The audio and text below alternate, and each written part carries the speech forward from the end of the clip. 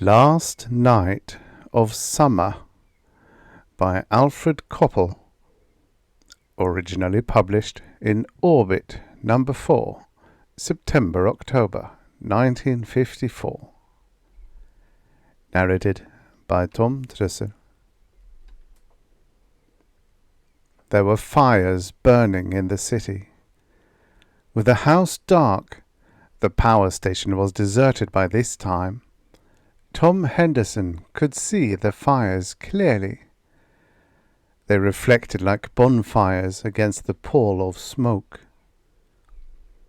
He sat in the dark, smoking and listening to the reedy voice of the announcer that came out of the battery-powered portable radio.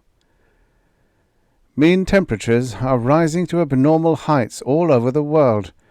Paris reports a high yesterday of 110 degrees. Naples was 115. Astronomers predict. The government requests that the civil population remain calm. Martial law has been declared in Los Angeles. The voice was faint. The batteries were low. Not that it mattered. With all our bickering, Henderson thought, this is the finish, and we haven't got what it takes to face it. It was so simple, really. No war of the worlds, no collision with another planet. A slight rise in temperature. Just that. The astronomers had discovered it first, of course, and there had been reassuring statements to the press. The rise in temperature would be small, 10%, give or take a few million degrees. They spoke of surface tensions, internal stresses, and used all the astrophysical terms not one man in 2 million had ever taken the trouble to understand. And what they said to the world was that on the last night of summer it would die. It would be gradual at first. Temperatures had been high all summer. Then, on September 22nd, there would be a sudden surge of heat from that familiar red ball in the sky. The surface temperature of the Earth would be raised to 200 degrees centigrade for 17 hours. Then everything would be back to normal. Henderson grinned vacuously at the empty air. Back to normal. The seas, which would have boiled away, would condense and fall as hot rain for a month or so, flooding the land, washing away all traces of man's occupation, those that hadn't burned. And in 2 months the temperature would be down to where a man could walk on the surface without protective clothing. Only there would not be very many men left. There would only be the lucky ones with the talismans of survivals, the metal discs that gave access to the burrows. Out of a population of 2 billions, less than 1 million would survive. The announcer sounded bone-weary. He should, Henderson thought. He's been on the air for 10 hours or more without relief. We all do what we can. But it isn't much. No more applicants have been taken for the burrows. I should hope not, Henderson thought. There'd been so little time, 3 months. That they had been able to build the 10 burrows was tribute enough. But then, money hadn't mattered, had it? He had to keep reminding himself that the old values didn't apply. Not money or materials or even labour, that standby of commerce. Only time. And there hadn't been any of that. Population of Las Vegas have been evacuated into several mines in the area. Nice try, but it wouldn't work, Henderson thought languidly. If the heat didn't kill, the overcrowding would. And if that failed, then the floods would succeed. And of course there would be earthquakes. We can't accept catastrophe on this scale, he told himself. We aren't equipped mentally for it, any better than we are physically. The only thing a man could understand were his own problems, and this last night of summer made them seem petty, small, as though they were being viewed through the wrong end of a telescope. I'm sorry for the girls, he thought. Laurie and Pam. They should have had a chance to grow up. He felt a tightness in his throat as he thought of his daughters. 8 and 10 are sad ages to die. But he hadn't thought of them before. Why should the end of the world make it any different? He had left them, and Laura too. For what? For Kay and money, and a kind of life that would go out in a bright flash with the coming of dawn. They all danced their minuscule ballet on the rim of the world while he sat, drained of purpose or feeling, watching them through that reversed telescope. He wondered where Kay was now. All over the city there were star parties going on. The sky the limit tonight. Anything you want. Tomorrow. Bang. Nothing denied. Nothing forbidden. This is the last night of the world, kiddo. Kay had dressed, if that was the word, and gone out at 7. I'm not going to sit here and just wait. He remembered the hysteria in her voice, the drugged stupor in her eyes. And then Trina and those others coming in, some drunk, others merely giddy with terror. Trina wrapped in her mink coat and dancing around the room, singing in a shrill, cracked voice.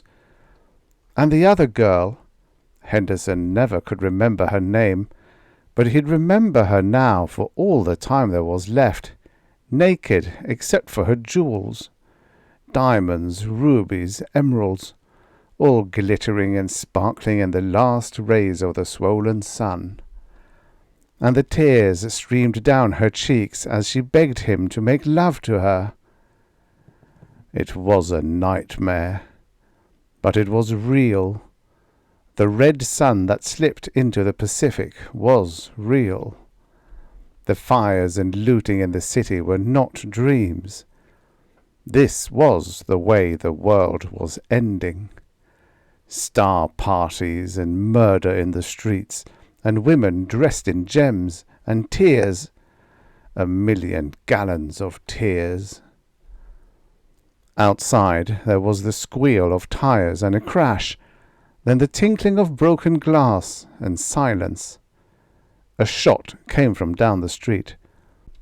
There was a cry that was part laughter and part scream. I'm without purpose, Henderson thought. I sit and watch and wait for nothing. And the radio's voice grew fainter still. Those in the burrows will survive. In mines and caves, geologists promise a 40% survival. Behind the Iron Curtain. Behind the Iron Curtain, surely nothing. Or perhaps it would be instantaneous, not sweeping across the world with dawn. Of course, it would be instantaneous. The sun would swell, oh so slightly, and 8 minutes later, rivers, lakes, streams, the oceans, everything wet, would boil up into the sky. From the street came a rasping, repetitive cry. Not a woman, a man. He was burning. A street gang had soaked him with gasoline and touched him with a match. They followed him, shrieking, "Preview! Preview!" Henderson watched him through the window as he ran with that noise seemingly ripped from his throat. He vanished around the corner of the next house, closely pursued by his tormentors. I hope the girls and Laura are safe, Henderson thought, and then he almost laughed aloud. Safe. What was safety now? Maybe, he thought, I should have gone with Kay. Was there anything left he wanted to do that he had never done? Kill? Rape? Any sensation left untasted? The night before, at the Gilmans, there had been a ludicrous black mass full of horror and asininity. Pretty Louise Gilman taking the guests one after another amid the broken china and sterling silver on the dining table, while her husband lay half dead of self-administered morphine. Our set, Henderson thought. Brokers, bankers, people who matter. God, it was bad enough to die, but to die without dignity was worse yet, and to die without purpose was abysmal. Someone was banging at the door, scratching at it, shrieking. He sat still. "Tom, Tom, it's Kay. Let me in, for God's sake." Maybe it was Kay. Maybe it was, and he should let her stay outside. I should keep what shreds of dignity I have, he thought, and die alone at least. How would it have been to face this thing with Laura? Any different? Or was there anything to choose? I married Laura, he thought, and I married Kay too. It was easy. If a man could get a divorce every 2 years, say, and he lived to be 65, say, then how many women could he marry? And if you assumed there were 1 billion women in the world, what percentage would it be? "Let me in, Tom, damn you, I know you're there." 8 and 10 isn't very old, he thought. Not very old, really. There might have been wonderful women. To lay amid the crockery and cohabit like animals while the sun got ready to blow up. "Tom!" He shook his head sharply and snapped off the radio. The fires in the city were brighter and bigger. Not sun fires, those. Someone had set them. He got up and went to the door. He opened it. Kay stumbled in, sobbing, "Shut the door! Oh, God, shut it!" He stood looking at her torn clothes, what there was of them, and her hands. They were sticky red with blood. He felt no horror, no curiosity. He experienced nothing but a dead feeling of loss. I never loved her, he thought suddenly. That's why. She reeked of liquor, and her lipstick was smeared all over her face. "I gave him what he wanted," she said shrilly. "The filthy swine coming to mix with the dead ones and then run back to the burrow." Suddenly she laughed. "Look, Tom, look!" She held out one bloody hand. 2 discs gleamed dully in her palm. "We're safe, safe!" She said it again and again, bending over the discs and crooning to them. Henderson stood in the dim hallway, slowly letting his mind understand what he was seeing. Kay had killed a man for those tickets into the burrow. "Give them to me," he said. She snatched them away. "No!" "I want them, Kay." "No, no, no, no, no!" She thrust them into the torn bosom of her dress. "I came back. I came back for you. That's true, isn't it?" "Yes," Henderson said. And it was also true that she couldn't have hoped to reach a burrow alone. She would need a car and a man with a gun. "I understand, Kay," he said softly, hating her. "If I gave them to you, you'd take Laura," she said. "Wouldn't you? Wouldn't you? Oh, I know you, Tom. I know you so well. You'd never gotten free of her, or those 2 snivelling brats of yours." He struck her sharply across the face, surprised at the rage that shook him. "Don't do that again," she said, glaring hatred at him. "I need you right now, but you need me more. You don't know where the burrow is. I do." It was true, of course. The entrances to the burrows would have to be secret, known only to those chosen to survive. Mobs would storm them otherwise, and Kay had found out from the man, that man who had paid with his life for forgetting that there were only potential survivors now, and animals. "All right, Kay," Henderson said. "I'll make a bargain with you." "What?" she asked suspiciously. "I'll tell you in the car. Get ready. Take light things." He went into the bedroom and took his Luger from the bedside table drawer. Kay was busy stuffing her jewellery into a handbag. "Come on," he said. "That's enough. Plenty. There isn't much time." They went down into the garage and got into the car. "Roll up the windows," he said, "and lock the doors." "All right." He started the engine and backed onto the street. "What's the bargain?" Kay asked. "Later," he said. He put the car in gear and started down out of the residential district, going through the winding wooded drives. There were dark shapes running in the shadows. A man appeared in the headlight's beam, and Henderson swerved swiftly by him. He heard shots behind. "Keep down," he said. "Where are we going? This isn't the way." "I'm taking the girls with me," he said. "With us." "They won't let them in." "We can try." "You fool, Tom! They won't let them in, I say." He stopped the car and twisted around to look at her. "Would you rather try to make it on foot?"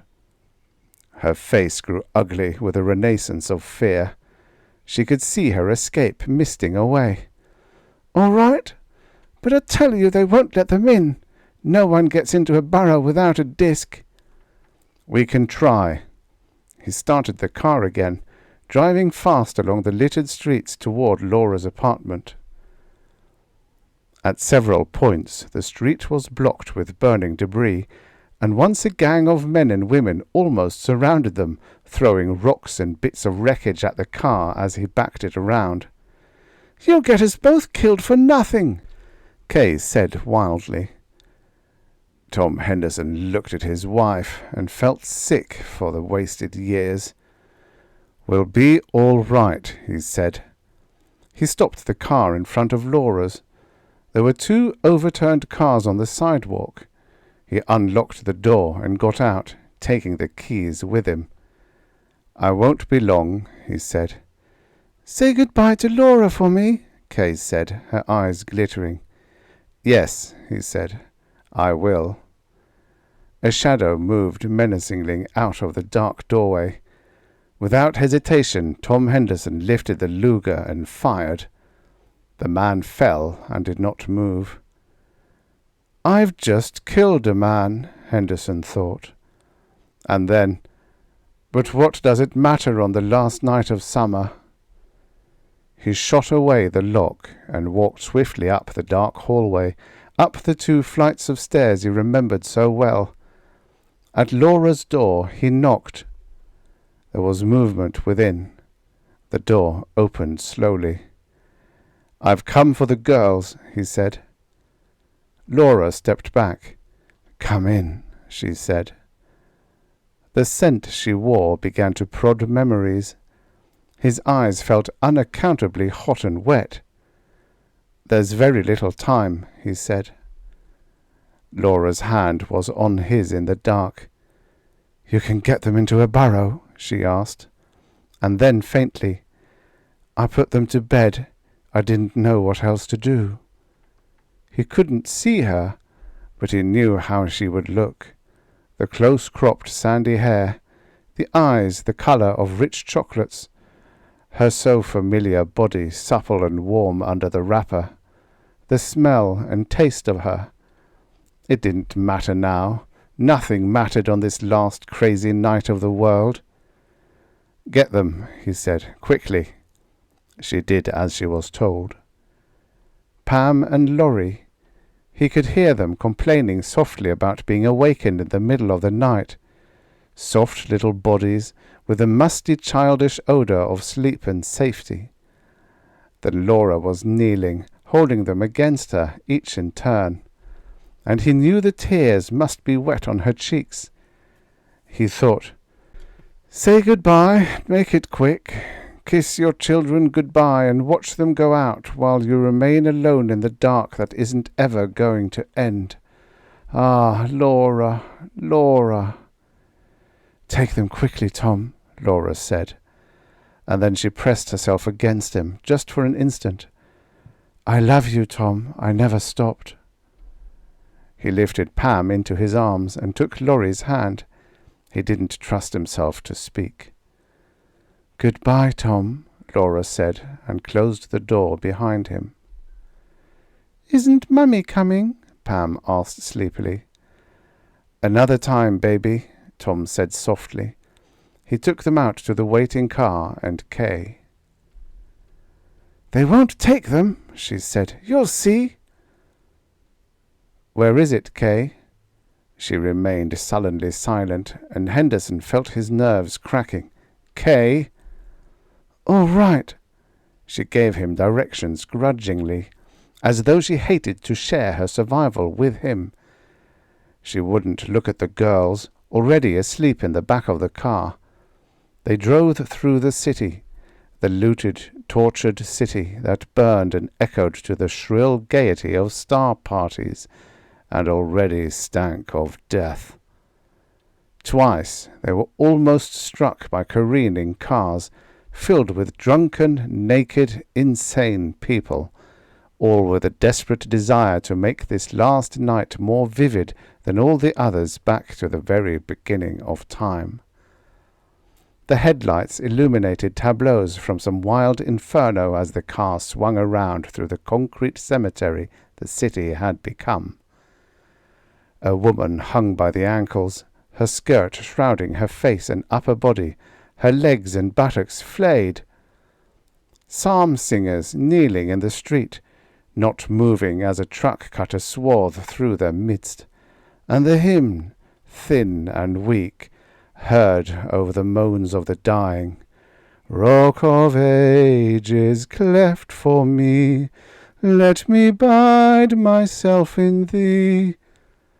Sudden sun-worshippers and troglodytes dancing round a fire of burning books. The death throes of a world, Henderson thought. What survives the fire and flood will have to be better. And then they had reached the silent hill that was the entrance to the burrow, the miles-deep warren clothed in refrigerator pipes and cooling earth. "There," Kay said, "where you see the light, there'll be a guard." Behind them, the fires burned in the city. The night was growing lighter, lit by a rising moon, a moon too red, too large. 4 hours left, perhaps, Tom thought, or less. "You can't take them," Kay was whispering harshly. "If you try, they might not let us in. It's kinder to let them stay here, asleep. They'll never know." "That's right," Tom said. Kay got out of the car and started up the grassy slope. "Then come on." Halfway up the hill, Henderson could make out the pacing figure of the guard. Death watch on a world. "Wait a minute," he said. "What is it?" "Are you sure we can get in?" "Of course." "No questions asked?" "All we need are the discs. They can't know everybody who belongs." "No," Tom said quietly.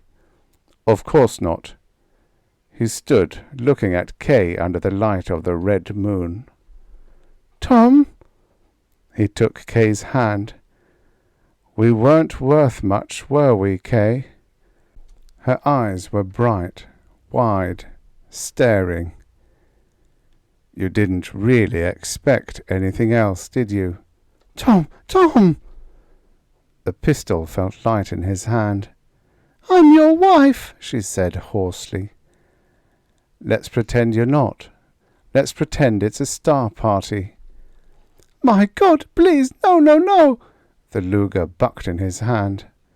Kay sank to the grass awkwardly and lay there, eyes glazed and open in horrified surprise. Henderson opened her dress and took the 2 discs from between her breasts. Then he covered her carefully and shut her eyes with his forefinger.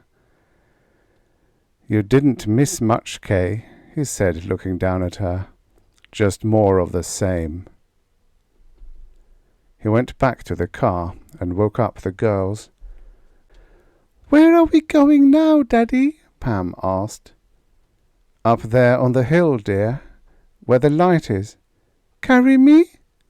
Both of you, he said, and dropped the luger into the grass. He picked them up and carried them up the hill to within 100 feet of the bunker entrance. Then he put them down and gave them each a disc. Go to the light and give the man there these, he said, and kissed them both. You're not coming? No, babies. Laurie looked as though she might start crying. I'm afraid. There's nothing to be afraid of, Tom said. Nothing at all, Pam said. Tom watched them go. He saw the guard kneel and hug them both. There is some kindness in this stripping of inhibitions, Henderson thought. Something is left, after all. They disappeared into the burrow, and the guard stood up, saluting the darkness with a wave. Henderson turned and walked back down the hill, skirting the place where Kay lay face to the sky. A warm, dry wind touched his face. Time running out quickly now, he thought. He got into the car and started back toward the city. There were still a few hours left of this last night of summer, and Laura and he could watch the red dawn together.